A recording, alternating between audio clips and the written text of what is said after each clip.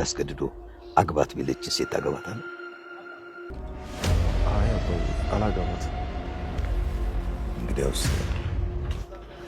ፊት ለፊት ልጠይቅ። ምን አባዬ?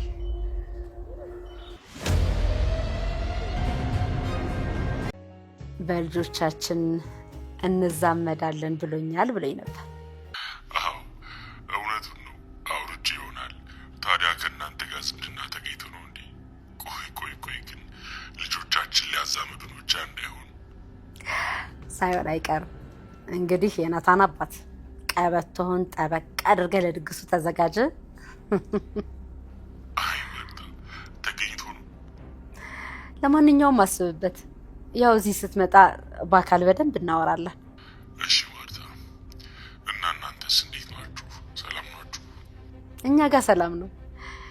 ያው ናታንም እየተማረ ነው። ልጃችንም ደግሞ ቀጣይ ትመረቃለች።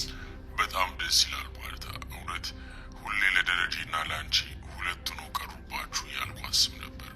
እንዲህ ለወግ ለማዕረግ ከደረሱማ በጣም ጥሩ ነው። እንኳን ለዚህ ያበቃችሁ ማርታ። እሱንማ የምትለኝ አብረን ቆመን ነው። በል ይሄ አዲሱ ቁጥሬ ነው። እሺ ማርታ፣ ቤተሰብህን በሙሉ ሰላም በልልኝ አደራ እንዳት። አንቺም በቃ ሁሉን ሰላም ይልኝ። እሺ ደህና ሁን። እኔ እምልልሻለሁ። አመሰግናለሁ ማሚ። እስኪ ዞር በይ። ምንም አይነት የሴትነት ወግ የሌለሽ ደግሞ ባንቺ ነው የወጣሁት ያለሽ። ሰላም ውዴ ቻናሌ ቤተሰቦች እንዴት አላችሁልኝ? እንኳን ወደ ቻናሌ በሰላም መጣችሁ። ዳጣ ድራማ በክፍል 54 ላይ እንግዲህ አቢጌል በባለፈው ክፍል እንዳያችሁት ናታን ለምርቃቴ ቀን ቀለበት እንዲያደርግልኝ እፈልጋለሁ በማለት እናቷን ያለዛ ግን ራሴን አጠፋለሁ በማለት ስታስፈራራት አይተን ነበረ። ማርታም ደግሞ እንግዲህ የልጇን ጸባይ ስለምታውቅ የፈለገ ሀብታም ልጅ ብትሆን እውቀት ቢኖራት ምንም አይነት ጸባይ እንደሌላት ስለምታውቅና ከሰዎች ጋር መኖር እንደማትችል ጠንቅቃ ስላወቀች ይህን ነገር እንግዲህ ናታን ለምን አይሸከማትም ነው የሚመስለው ድርጊቷ ማለት ነው። እናም ወይዘሮ ማርታ በዚህ ሀሳብ ተስማምታለች። ልጇን ለናታን በግድ ልትድረው ትፈልጋለች። ናታን ቤታቸው የዘመድ ልጅ ስለሆነ የአባታቸው ወይም ደግሞ የደረጀው ጓደኛው ልጅ ነው። እዛ ቤት እንደ ቤተሰብ ይዘውት ነው ያለውና እንግዲህ አስቡት እንግዲህ የማይወዳትን ሴት ተውት፣ እንትኑ ይሄ አለመውደዱን ተውት፣ ግን ልጅቷ ምን አይነት ጸባይ እንዳላት እንኳን ለሚስትነት የማትበቃ ሴት እንደሆነች አመሏ በጣም ከባድ አደገኛ ናትና እናትየው ያንን ጸባይዋ እንድታስተካክል ከማድረግ ይልቅ ናታን ይሸከማት። አንደኛ አይወዳትም፣ ሁለተኛ ስነ ምግባሯ በጣም አደገኛ ናትና እንዴት ነው ሁለትን ነገር አንድ ሰው ወስዶ ልጅን መጫን በቃ ግዴታ ነው የኔን ልጅ አግባ አይነት ነገር ነውና እንግዲህ ማርታ እያደረገች ያለችው ነገር ያንን ነው። እዚህ ቀደም እንግዲህ የናታን አባት ከደረጀ ጋራ ቤት ዘመዶች ብንሆን ብንዛመድ በልጆቻችን የሚል ወሬ አውርቶ ስለነበረ እንግዲህ እንደዚሁ ዝም ብሎ እንደ ወሬ ነው ብንዛመድ በልጆቻችን ብሎ ነበረ። ያንን አጋጣሚ ማርታ በመጠቀም አሁን ላይ በግድ ናታንን አቢጌል እንዲያገባ ልታደርግ ነው። እንግዲህ ናታንና ዳጣ ደግሞ በፍቅር ክንፍ ብለው አሁን ላይ በጣም ሩቅ እያሰቡ ነው። ነገን እያሰቡ ያሉ ልጆች ናቸው።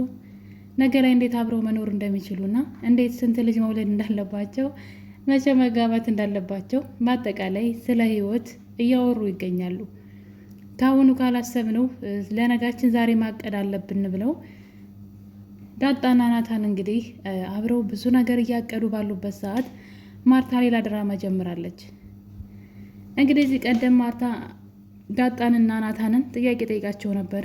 ደረጃም ጭምር ነው የጠየቃቸው። በእርግጥ በመካከላችሁ ግንኙነት አለው ሲባሉ አረኛ ምንም ነገር የለንም ብለው ነበረ።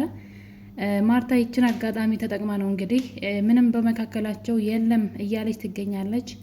በዛ ላይ ደግሞ ናታንን ለልጇ በጣም ስለምትመኘው ወደዳትም አልወደዳትም በግዴታ ያገባታል በሚል እንደ ናታን አይነት ሰው ነው ልጃችን የሚችላት እንጂ ልጃችን እንደዚሁ እንድትቀር ትፈልጋለህ ወይ በማለት ደረጀን አሁን ላይ በግድ ናታንን እንድታጋባ ሽር ጉድ እያለች ትገኛለች።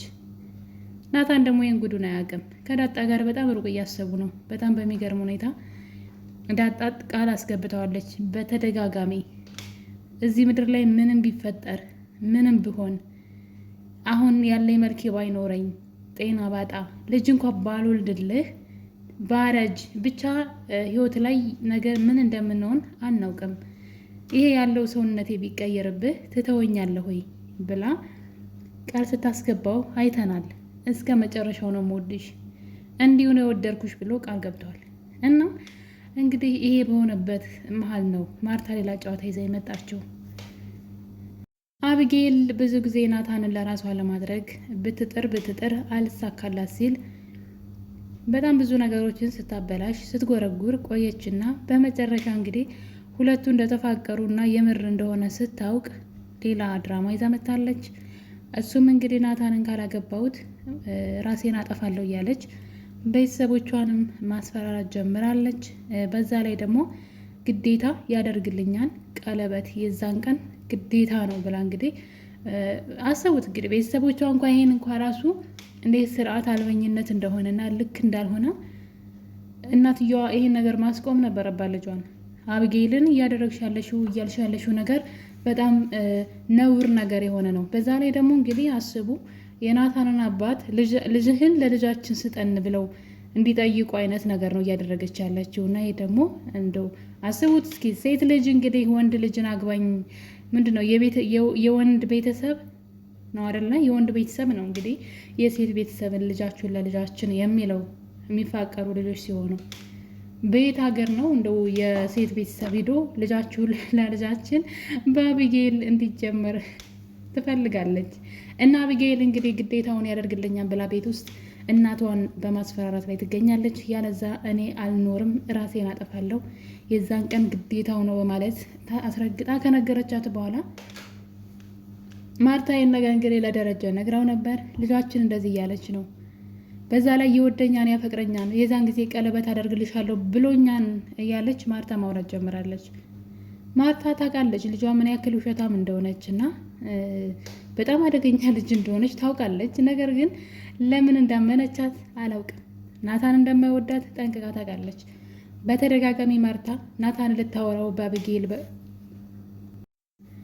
ለአብጌል ብላ ማለት ነው በተደጋጋሚ ልታወራው ወደ ክላሱ እየሄደች ስታወራው እንደዚህ አይነት ሀሳብን አያስተናግድም ታውቃለች። እና እንዴት ልጇን እንዳመነቻት አላውቅም። ነገር ግን አብጌል ይወደኛል እና የዛን ቀን ቀለበት አደርግልሻለሁ ብሎኛል ናታን በማለት ለእናቷ ትነግራታለች።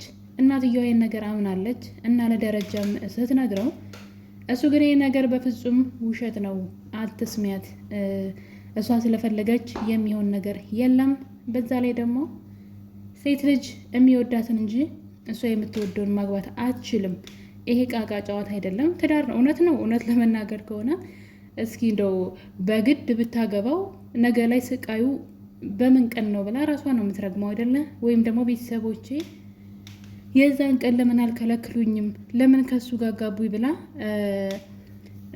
ራሷን ነው የምትወቅሰው ከዛ በኋላ ማለት ነው። እና ልክ ስትገባበት መከራው ሲበዛባት እና እንዳሰበችው ልክ ቤተሰቦቿ ቤቱና ተንኮል እንደምትሰራው ቀላል ነገር ነው የመሰላትና በዛ ላይ ደግሞ ከዳጣ ጋር እልህ ስለተያያዘችም ነው ሁለቱ አብረው እንደሆኑ በደንብ ታውቃለች። እናም ሆን ብላ ነው ይሄን እያደረገች ያለችው። ማርታ ደግሞ ነገሩን አምናታለች። እንግዲህ የቤተሰቡን ሚስጥር ለማወቅ ስለ ዳጣ ስለ ሰላም በጣም ብዙ ነገሮችን ስትፈለፍል እሱ ነገር እስካሁን እንግዲህ ሳደርስባቸው ቀርታለች። ጉዳዩም እንግዲህ ደረጀና ሰላም ለእናትየዋ ይነግሯታል ብዬ ተስፋ አደርጋለሁኝ። ምክንያቱም አብጌል ከዚህ በላይ አትለፋም። ሁሉንም ነገር ሞክራለች፣ መረጃ ልታገኝ አልቻለችም። አሁን በዚህ ነገር እንግዲህ ተስፋ ስትቆርጥ ደግሞ ወደ ናታን ዙራለች ማለት ነው። አሁን ደግሞ ናታንን ካላጋባችሁ በሚል ሌላ ድራማ ጀምራለች። እና እኔ በጣም የገረመኝ ግን የማርታ ነገር ነው። እሷ ስለ ትዳር ጠንቅቃ ታውቃለች። ሴት ልጅ ናት። ያገባችው ወንድ በጣም የሚወዳትን ነው የሚያፈቅራትን የሚያከብራትን ወንድ ነው ያገባችው። እንደዛ እንኳ ሆኖ ትዳሯ ላይ ምን እንዳለ ብታቅ ኑሮ አስቡት። ከአንድም ሁለት ልጅ ከትዳር ውጭ የተወለዱ ልጆች አሉ፣ ለዛውም እዛ ቤት ውስጥ የሚኖሩ። ይህን ነገር ማርታ አታውቅም። ይህን ነገር ስትሰማ ማርታ ልቧ ነው የሚሰበረው አይደለም።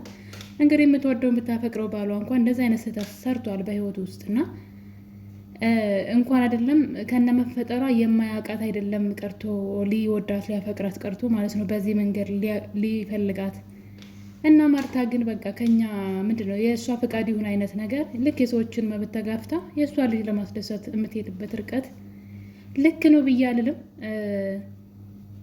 ነገር ግን ጭራሽ እንግዲህ አባቱ ጋር ደውለህ ዝምድና እንደሚፈልግ ነግሮና ስለዚህ እንጠይቀው ትለዋለች። ደረጀ ይሄ በጣም ነውር ነገር ነው። በየት ሀገር ነው የሴት ቤተሰብ የወንድም ቤተሰብ የሚጠይቀው? በዛ ላይ ደግሞ ልጁ አይወዳትም። እንደውም ከእሷ ይልቅ ዳጣ ጋር የሚዋደዱ ይመስለኛል ቢላትም እሷ ግን አይደለም አቢጌልን ይወዳታል በማለት እንግዲህ ደረጀ ለማሳመን ብትሞክርም እሱ ግን ነገሩን አልቀበላት ብሏል። ማርታ እንግዲህ ይሄ ያልበቃት ብሎ የናታንን አባት ስልክ ከደረጃ ላይ በመውሰድ ወደ ናታን አባት ስልክ ላይ ደውላለች ማለት ነው።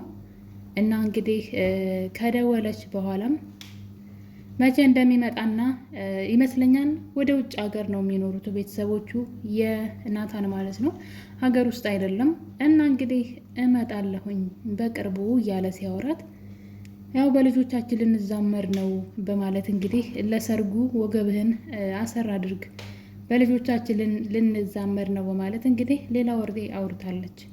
በዚህ ነገር በጣም አቢጌል ደስተኛ ሆናለች። ቤት ውስጥ አሁን ላይ ስለሱ ብቻ ነው የምታወራው።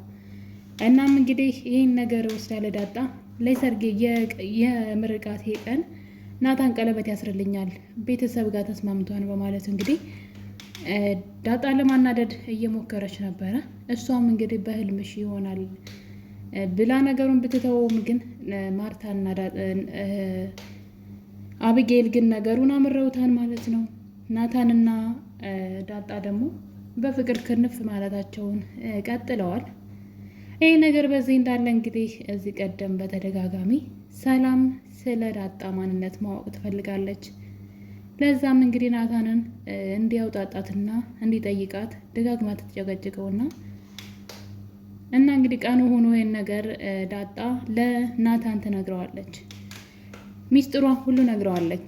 እናቷ በፍጹም ማርታ እንዳልሆነች እና ነገር ግን በስህተት ወይም ደግሞ ሰውየው በሰከረበት ሰዓት ከእሷ እናት ጋር እንደተኛ እናሷ እንደተወለደች አስተዳደጓም ጎዳና ላይ እንደነበረ እናቷንም እንደማታውቃት ሁሉንም ነገር አንድ በአንድ ሳታስቀር ነግረዋለች።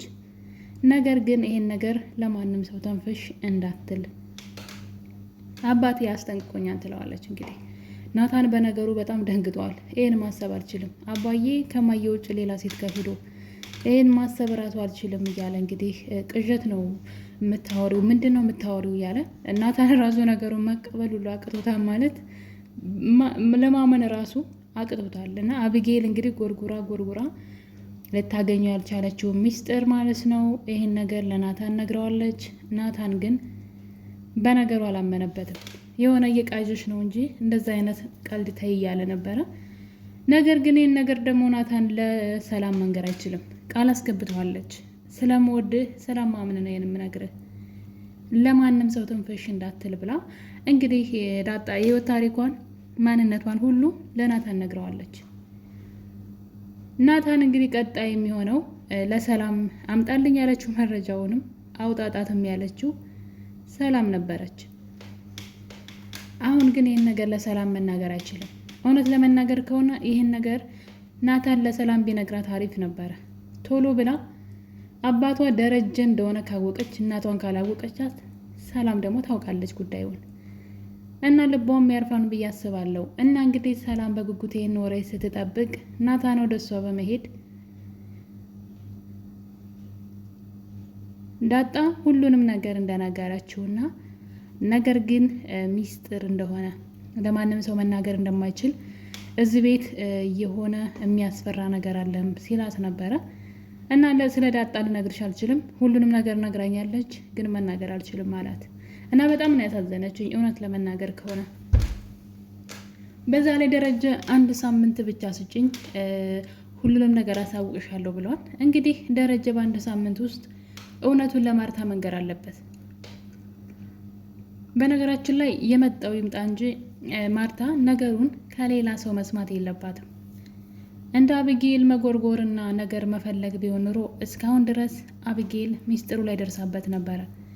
ስለዚህ እዚህን ያክል እድል ካገኘ ልጁ ሳታዋርደው ሴትዋ ሚስጥሩን ከሌላ ሳትሰማው እዚህ ከደረሰ አሁን ላይ የሱ ተራ ነው ብዬ አስባለሁ። ደረጀ ሁሉንም ነገር ሚስቱ እግር ተደፍቶ ይቅር በይኝ ብሎ ላጠፋው ጥፋት ሁሉ ማለት ነው። አንደኛ በትዳሩ ላይ መባለጉ ያው አውቆ ባይሆንም ባልጓን ዞሮ ዞሮ ማለት ነው ትዳሩን አርክሷል የሰውዬ። በዛ ላይ ደግሞ ሰላም ላይ ያደረገው ግፍ ራሱ ሌላ ታሪክ ነው። ሰላም ያው ተበቅለዋለች፣ ግን ተበቀለችው ማለት አይቻልም። ምክንያቱም እውነትና ንጋት እያደረ ነው የሚጠራው አይደለም የሚባለው። ስለዚህ ሰላም ያደረገችው ነገር አሁን ደረጀን ለመበቀል ብላ ትክክል አይደለም። የሰው ትዳር ላይ ነው የማገጠችውና እሱ በጣም ያስጠላል። ሌላ አይነት በቀል ማድረግ ትችል ነበረ። አሁን ሁለት ልጅ ማለት ሁለት መሆኑ አይደለም ሲጀመር የመጀመሪያው እሱ ስተሰራ እሱን ለመበቀል ግን ሌላ ነገር ማድረግ ትችል ነበረ። ከሱ በድጋሚ ልጅ አርግዛ ልታዋርደው ነበር የፈለገችው። የነጠቃትን ልጇን ለመመለስና የእሱን ነውር ለማውጣት ፈልጋ ነበር፣ ግን ራሷን ነው የጎዳችው ሰላም። እና እንግዲህ ሰላምም አሁን እንግዲህ ሁለት ልጅ ሊኖራት ነው። የቤት እመቤቷ ሚስቱም ሁለት ልጅ አላት፣ ሁለት ሴት ልጅ። በጣም ይገርማል። ይሄ በጣም አስገራሚ ነገር ነው። ማርታ እንዴት ይህን ነገር መቋቋም እንደምትችል ማለት ነው። ልታስበውም ልጠረጥረውም የማትችለው ነገር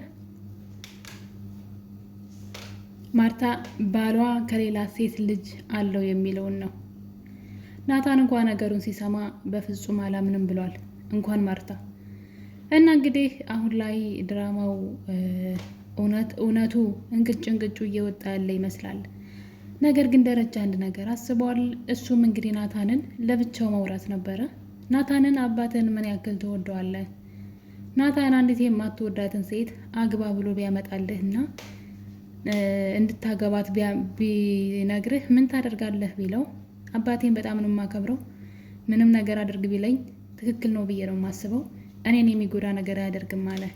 ነገር ግን የማልወዳትን ሴት ግን አግባ ቢለኝ አላገባትም ብሎ እንግዲህ ለደረጀ እንቅጩን ነግሮታል። ደረጀም ጉዳዩን እንግዲህ ሊነግረው የፈለገ ይመስለኛል። አብጌል የምርቃቴ ቀን ቀለበት ያደርግልኛል እያለች ነው። ስለዚህ ጉዳይ ምን ትላለህ ብሎ በግልጽ ጠይቀውን ብዬ አስባለሁ። የኔ ውድ ቤተሰቦች ዳጣ ውድ የሆነ የቤተሰብ ድራማ ክፍል 50 ይሄን ይመስል ነበረ። በሌላ በአዲስ ቪዲዮ እስከምንገናኝ ድረስ ቸር ቆዩልኝ።